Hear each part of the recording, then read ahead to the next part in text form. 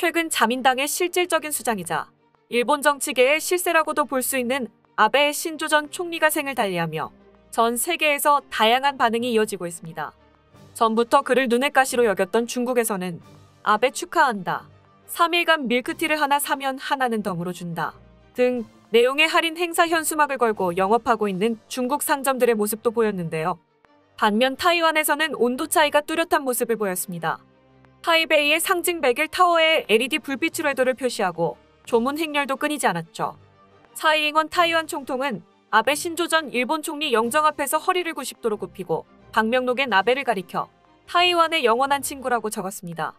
이렇게 각자의 사정이 다른 지금 일본 내에서는 심상치 않은 일이 일어나고 있습니다. 이번 사건의 범인이 일본인으로 밝혀졌음에도 불구하고 일본 우익들은 현실을 부정하며 제1교포의 소행이라고 주장하고 있는 것인데요. 일본 와세다 대학의 우에노 교수는 13일 자신의 SNS에서 최근 연쇄적으로 발생하고 있는 혐한 범죄에 대한 복수로 자이니치들이 자민당을 전복시키려는 정황이 나온다는 황당한 주장까지 하고 나섰습니다. 일본의 지식인을 표방하는 이들의 동조도 이어졌습니다. 아베 씨는 역 앞에서 제1교포에게 암살당했습니다. 아베 씨를 암살하려는 사람은 일본인에는 없습니다. 이토 히로부미 씨도 화병을 가진 조선인에게 역에서 암살되었습니다. 앞으로의 선거는 제1교포 입헌민주당은 투표하지 않는다. 하지만 이번 일로 인해 일본 유수의 대기업 회장에 과거 던졌던 충격적인 폭로가 수면 위로 드러났고 일본인들은 제1교포에 대해 파헤치다, 황소 뒷걸음치다 쥐잡듯이 숨겨진 진실을 알게 되자 망연자실할 수밖에 없었는데요. 이번 사건에 대해 자세히 알아보겠습니다. 8일 아베 신조 일본 전 총리가 피살당한 후 주후쿠오카 대한민국 총영사관의 공식 SNS 계정에는 신변안전 주의 공지가 올라와 논란이 되었습니다. 공지에는 아베 전 총리 피격 상황이 발생함에 따라 우리 국민 대상 혐오 범죄 가능성이 제기된 바 주의 환기를 위한 안전공지를 게재합니다라며 신변의 위협을 느끼거나 위험한 상황 발생 시 즉시 공관 및 경찰에 신고해 주시기 바랍니다. 라는 내용이 적혀 있었는데요. 공지가 올라온 후 일본의 누리꾼들은 일본인들을 잠재적 범죄자로 취급한다 며 크게 반발했고 이에 총영사관은 현재 해당 공지를 삭제한 상태입니다. 총영사관의 공지는 삭제됐지만 실제로 아베 전 총리의 피격 직후 일본의 일부 극우주의자들 사이에서는 용의자가 제1한국인이 아니냐는 말이 기정사실처럼 언급되었습니다. 이에 유학생 단체 대화방에도 혐한 범죄주의 관련 공지가 돌기도 했습니다.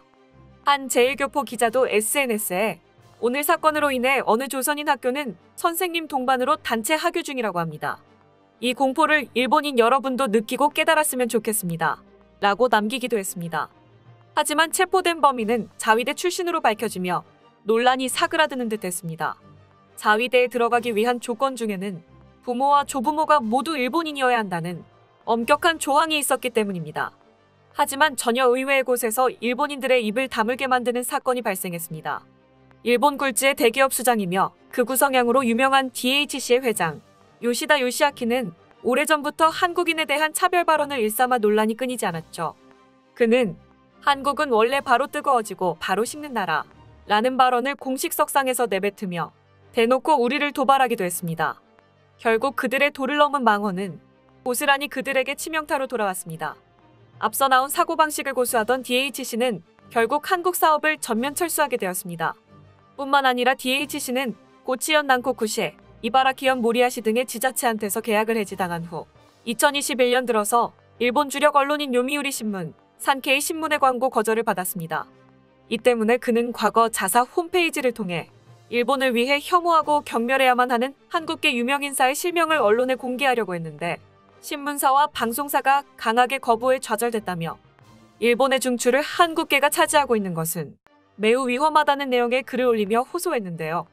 당시 일본인들은 그의 말이 말도 안 된다며 일축했지만 이번 사건으로 인해 그의 발언이 재조명되기 시작하자 충격적인 진실이 밝혀졌습니다. 제1동포들은 특유의 끈기와 영특함으로 일본인보다 우대받던 시절이 존재했습니다. 그렇게 사업에 성공하는 동포가 하나둘 등장하기 시작하자 일본 본토인부터 자기 일자리를 빼앗겼다는 시기를 받게 되며 일본인들 사이에서 눈엣 가시로 여겨지게 되었죠. 그리고 해방과 전쟁 이후를 거친 뒤로 일본의 잔류한 제1교포들은 일제강점기부터 이어져 온 각종 사회적 차별에 여전히 시달려야 했습니다. 국제협회는 한국의 의견을 무시하고 수많은 민간인들을 속여 악랄한 북한에 보냈습니다.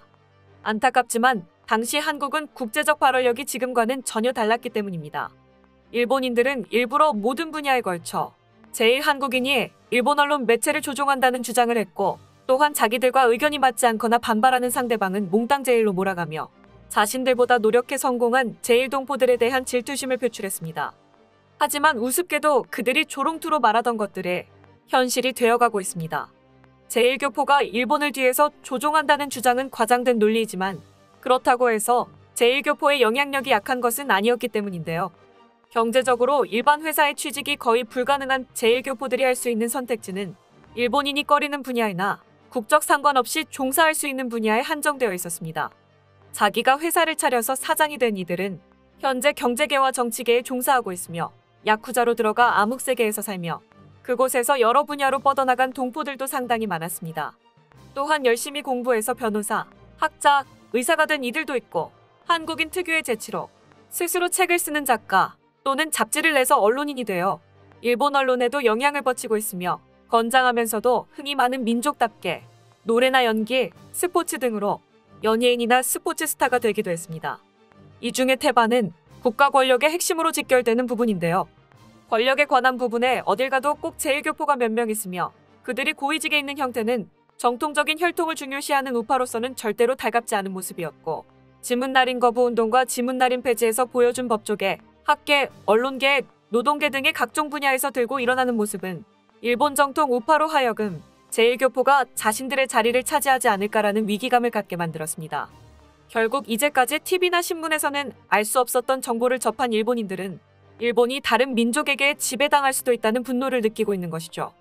게다가 일본 경제의 핵심 축이라고 할 수 있는 파친코 점포의 8할은 한국계가 운영하고 있으며, 시장 점유율 1위의 마루안과 2위의 다이남 모두 한국계 기업입니다.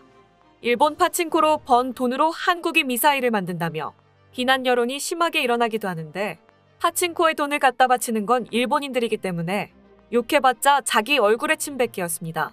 결국 일본인들은 자신들이 제일 차별하고 멸시하던 이들이 사실은 자신들이 넘볼 수도 없는 위치에 올라서 있다는 것을 뒤늦게 깨달으며 망연자실하고 있습니다.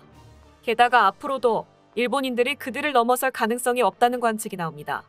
그도 그럴 게 일본의 젊은이들은 이미 한국이 자신들보다 우위에 있다고 생각하며 한국의 것이면 무엇이든 따라하려고 안달이 나 있기 때문입니다. 한 일본 매체는 일본의 아무 여고생에게 어느 나라 사람이 되고 싶냐고 물어보면 무조건 한국인이 되고 싶다고 대답을 한다라며 혀를 내두를 정도입니다.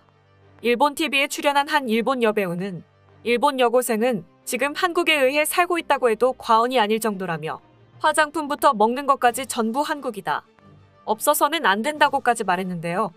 파산 직전에 기업들이 한글로 신제품을 홍보하자 대박이 나는 상황도 이어지고 있습니다.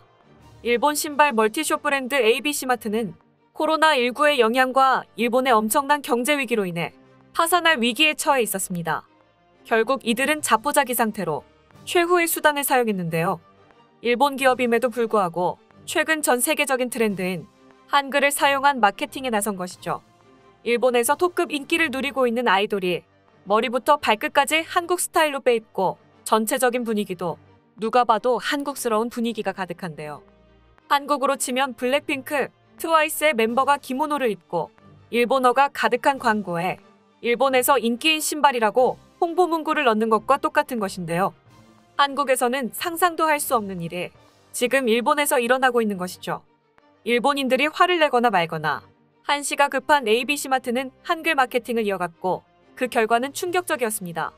일본 ABC마트의 매출이 광고에 한글을 도입한 후 엄청나게 상승한 것이죠. 심지어 ABC마트는 어플까지 한글로 바꿔버렸는데요. 한 일본의 질문 사이트에는 왜 ABC 어플이 한국어가 됐나요? 라는 질문도 올라왔습니다. 결국 한국에서는 불매운동의 여파로 유니클로와 함께 매출이 급락했는데, 정작 일본에서는 한국을 활용한 마케팅의 진심인 모습이 우습기 짝이 없습니다. 일본 기업들이 과거에 언제 한국을 싫어했냐는 듯이 한국을 앞다퉈 마케팅에 활용하는 것은 한국을 욕보인 기업들의 말로가 매우 비참했기 때문입니다. 이처럼 일본은 과거 한국을 깔본 대가를 톡톡히 치르고 있습니다. 고난과 역경을 이겨내고 성공을 쟁취해낸 타국의 동포들을 응원합니다. 끝까지 시청해주셔서 감사합니다. 도움이 되셨다면 좋아요를, 다른 이야기도 궁금하시면 구독을 눌러주세요.